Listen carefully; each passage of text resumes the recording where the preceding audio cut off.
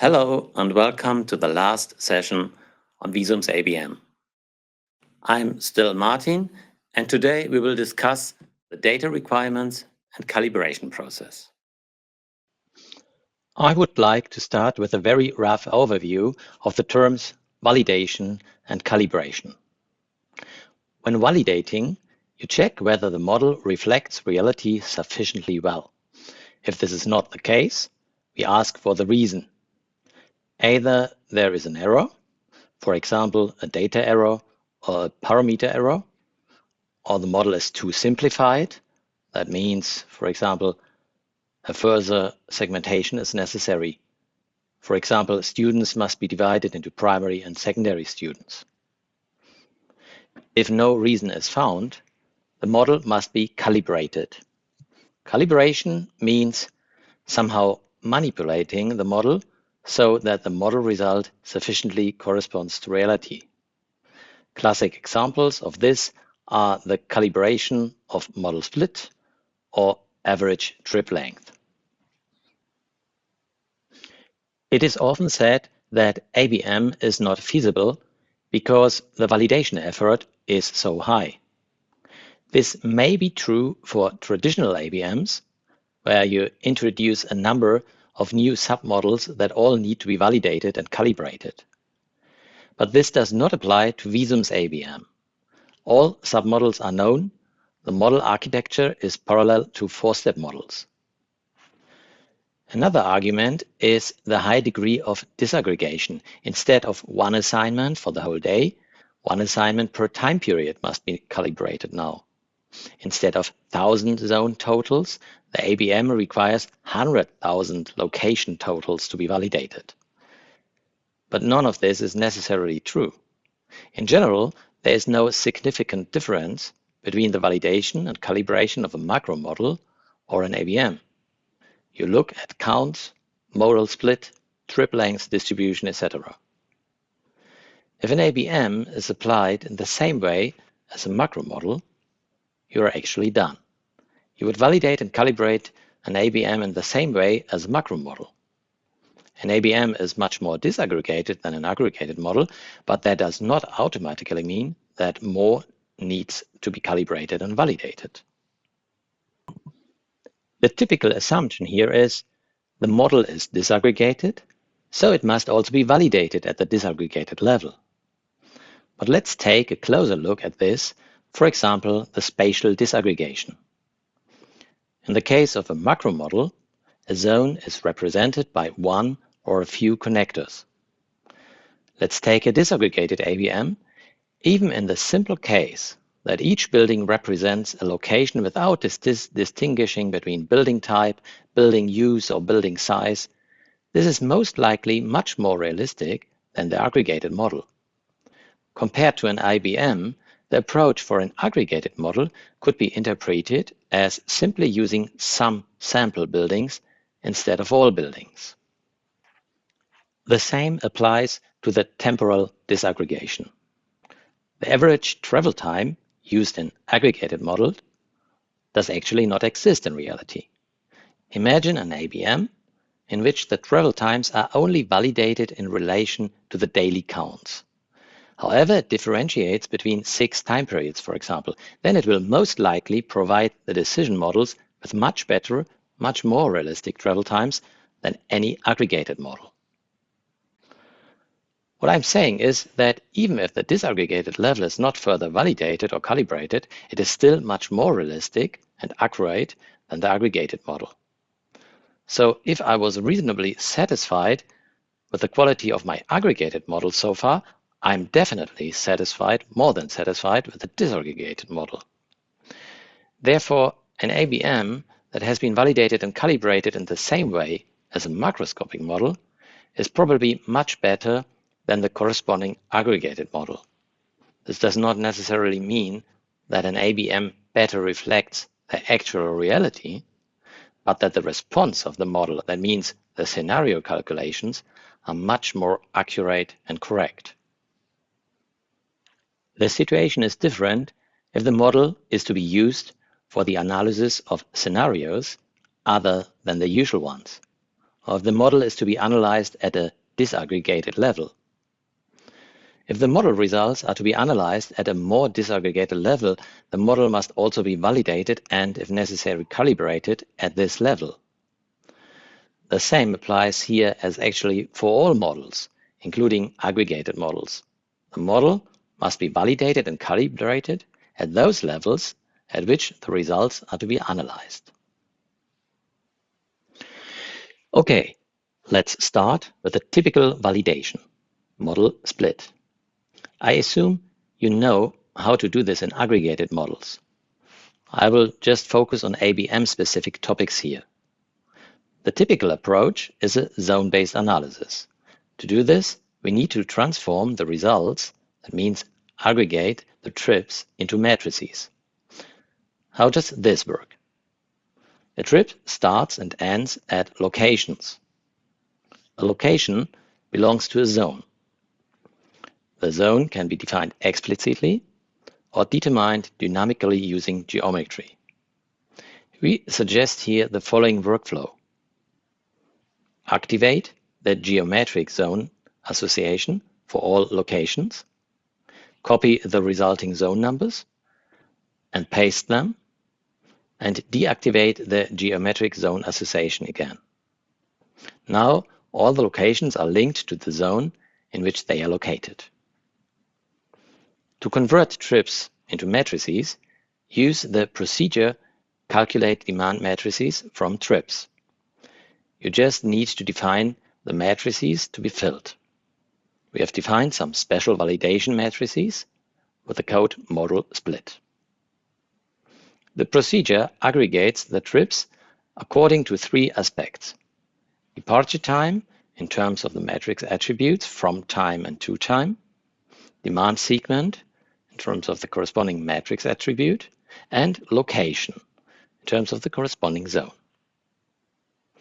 After running the procedure, you can calculate the model split based on the matrix totals as shown here in the list. You can also analyze trips and activity executions directly. Visum provides lists for this purpose. Here is a trip list. You see some trip attributes. You can add certain derived attributes, such as attributes of the person taking these trips.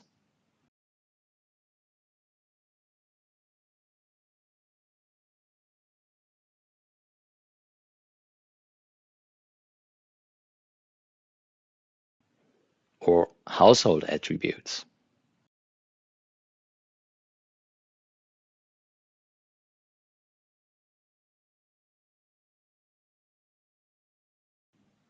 Or attributes of the destination activity execution. You can also filter the list by these attributes.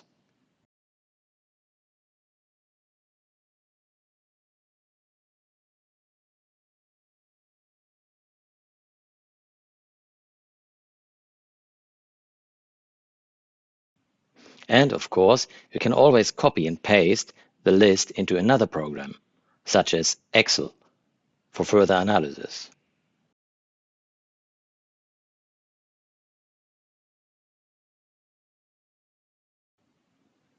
You can click on a specific item in the list and visualize the object. Here you can see the type of activity, the locations, the demand segment, travel time. You can also use another type of analysis, the activity profile. I have already shown this a few times. It displays all activities performed. You can restrict the view to one or more locations.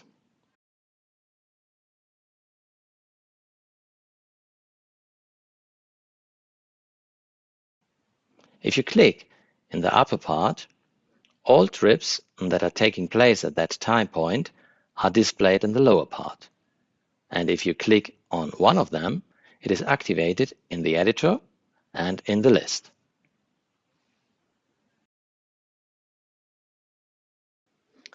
Link counts are compared with the volumes of an assignment.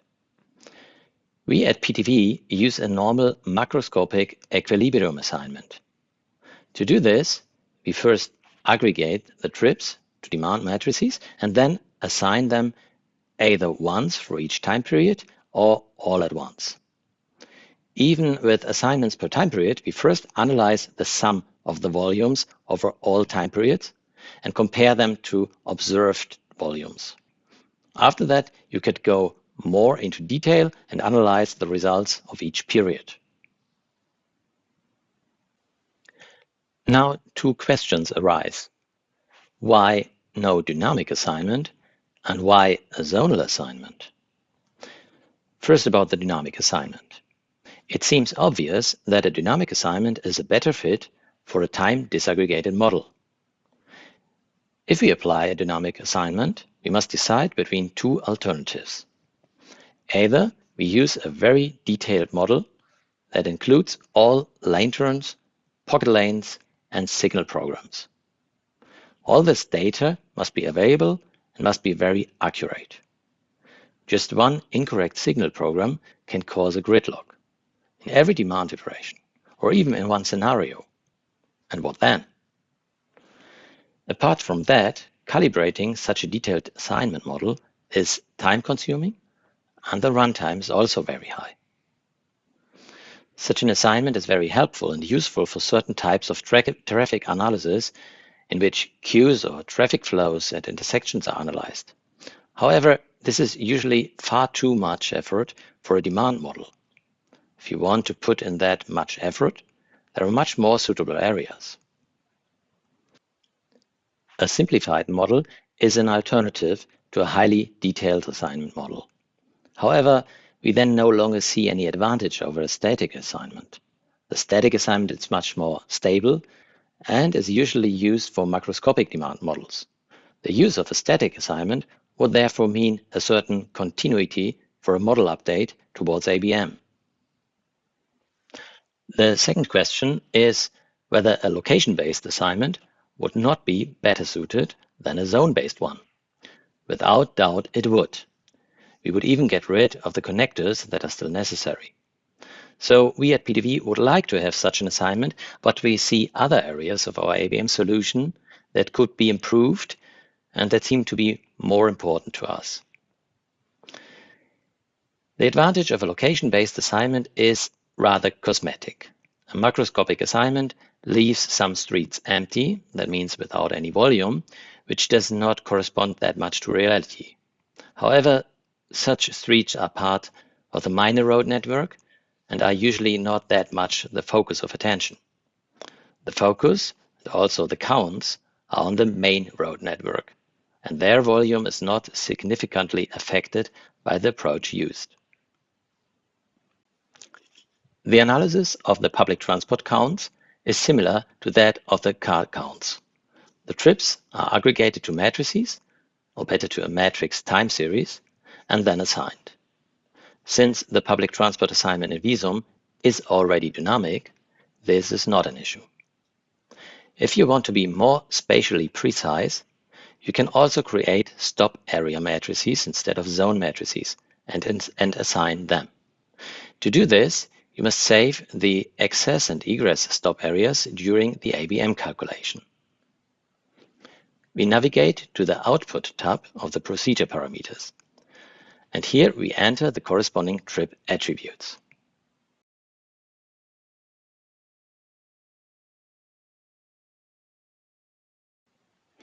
A public transport assignment of stop area matrices cannot be done directly. If you are interested, we refer you to the stop area functionality, Generate Zones for Stop Areas.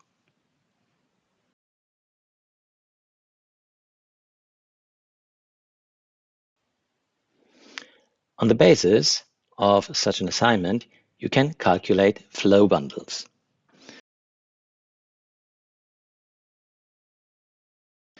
And Visum can link assignment paths with trips. I presented this type of flow bundle analysis in the previous webinar. As a result, you get, for example, the distribution of trip purposes for trips that use a particular infrastructure. Another type of validation is sensitivity testing. You change the model and you have a pretty good idea of how the model should react. We will show a tiny model change here to also demonstrate that the model is able to reflect the reaction to such tiny changes. In our sensitivity test, we move a stop by about 100 meters. This way, it becomes more accessible and more passengers are expected. So, here is the stop. Let's see which trips use this stop in the base case. I have filtered them according to the stop area number. If I click on All, you can see them in the network editor. They all started at this building, which makes sense as it is very close to the stop.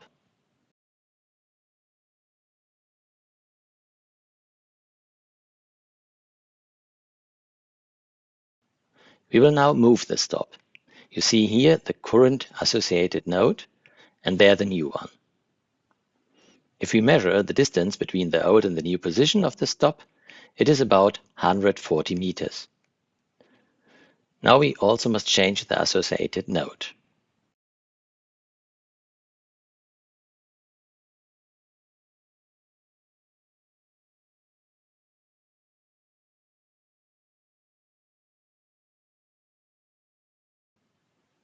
That's it.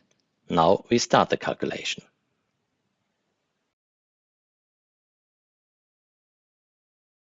Here you see the result.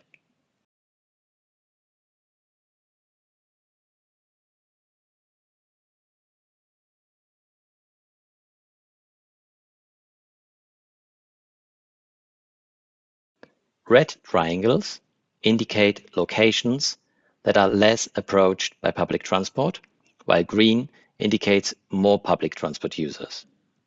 The result is in the right direction. Almost only more public transport users, only in very cases there are fewer. The reason for this is that some former public transport users stay on public transport but change their destination. Let's again look directly at the trips.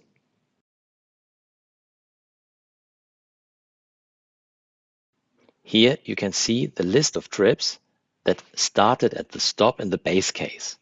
Most of them kept their decision. Only one person switched to driving and one person switched to a different stop. If we now filter for the trips that use the stop that was moved in the scenario, you can see that the number has more than doubled. Is that realistic? Let's take a look at which trips these are.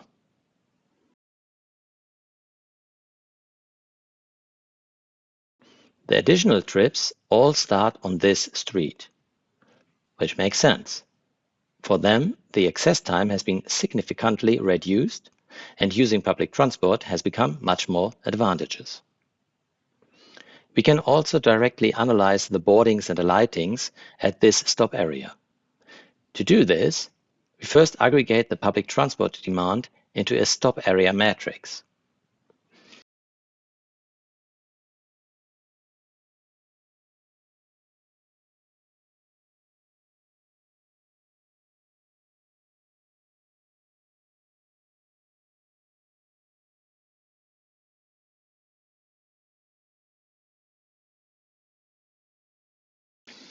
Then we compare the boardings and alightings at our stop area. Before there were 14, and now we have these 34. This is, by the way, the same as we have seen before when we analyzed the trips in detail. If you can't find a reason for differences between model and reality, start with calibration. There are many different ways to calibrate a model. I will show just a few of them. We start with calibrating the model split. The idea is quite simple and corresponds to the typical way macro models are calibrated. We add a mode-specific constant to the utility. Then we set the constants per mode so that the model reflects the observed modal split. We do this in an iterative trial and error-like approach. We increase the constant if there is not enough traffic, and we reduce it if there is too much traffic. And we repeat the demand calculation over and over again. Technically, we first need a mode attribute for the mode-specific constants. We define them as user-defined attributes. I've already prepared this. In this mode list, you can set the mode-specific constants for each mode. We start with zeros. Let's switch to the procedure settings. On the Utility tab, we start with the first utility, Apprentice Bicycle. We add the attribute we created earlier.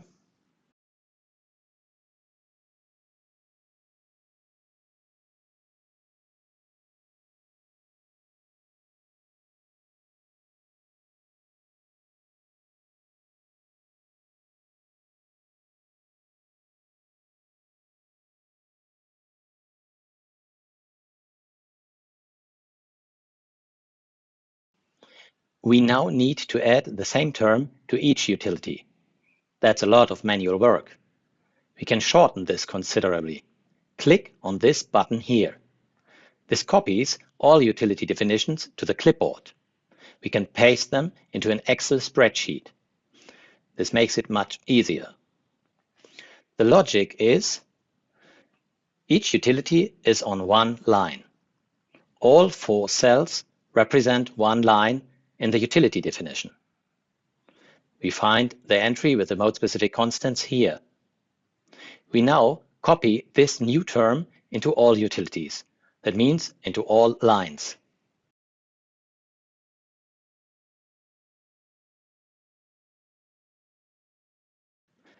And then transfer it back to Visum using copy and this paste button. As you can see, each utility now contains the mode-specific constant.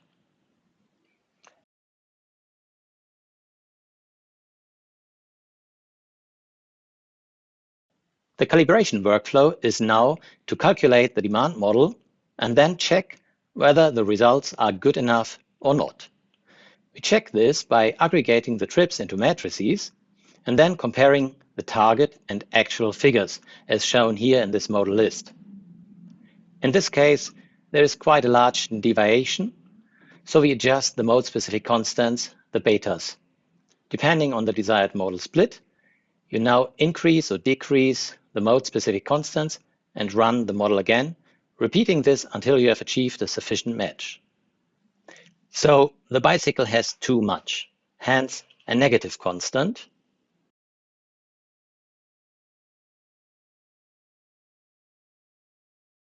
The car much too little, car passenger too much, public transport too little, and walking too much.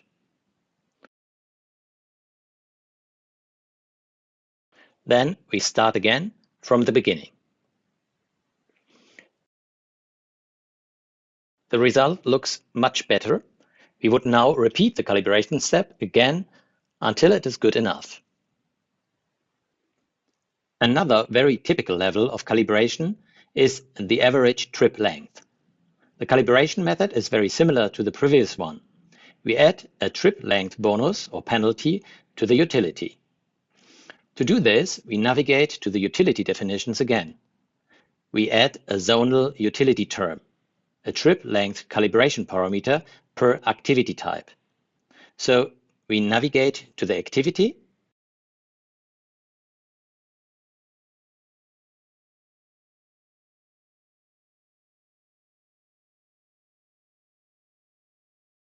and then select the attribute beta dis. And then we multiply it by a distance matrix.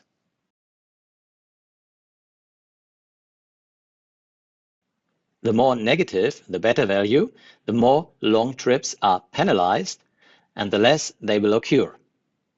And of course, the other way around, the more positive the beta value, the more long trips will be chosen. Let's move on to link counts. There are several ways to calibrate them. For example, you could model a local penalty or bonus for using cars. To do this, you would define a zone attribute, car penalty,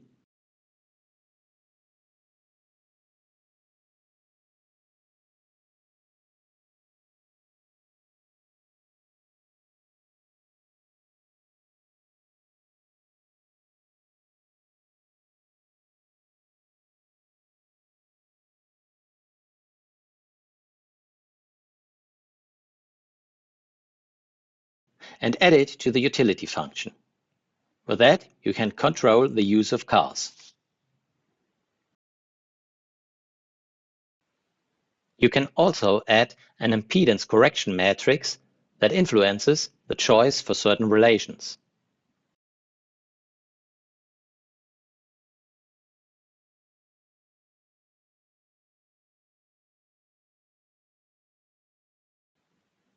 And you can also perform a matrix correction procedure. You would proceed in exactly the same way as with aggregated models. For example, create the difference matrix from corrected demand and synthetic demand. Add this correction matrix to the synthetic assignment matrix in scenario calculations. We end up focusing on boarding and alighting. Imagine if we had counts for stopping areas. In macroscopic models, calibration often goes over connector times. If the model generates too few boardings and alightings, connector time is reduced. We can't do that here because there are no explicit connectors in our demand model. But we can do something else. Let's navigate to the utility definitions again, now to a public transport mode. The utility consists, among others, of stop area matrices. We can add an impedance correction matrix.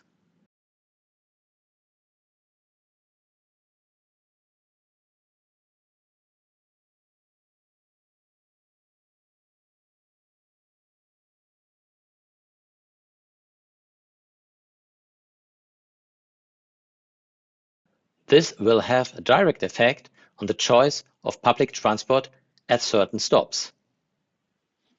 At the end, I would like to reiterate what I said at the beginning. A model should only be calibrated when there is no other explanation for the differences between the model output and the observed reality. Remember that calibration means manipulating the model. Be careful with that. It should always be the last choice. We have reached the end of our webinar series on Visum's ABM. I have truly enjoyed it, and I hope you have as well. I would be delighted if you build an activity-based model in Visum in the near future. I wish you all the best and much enjoyment with your modeling.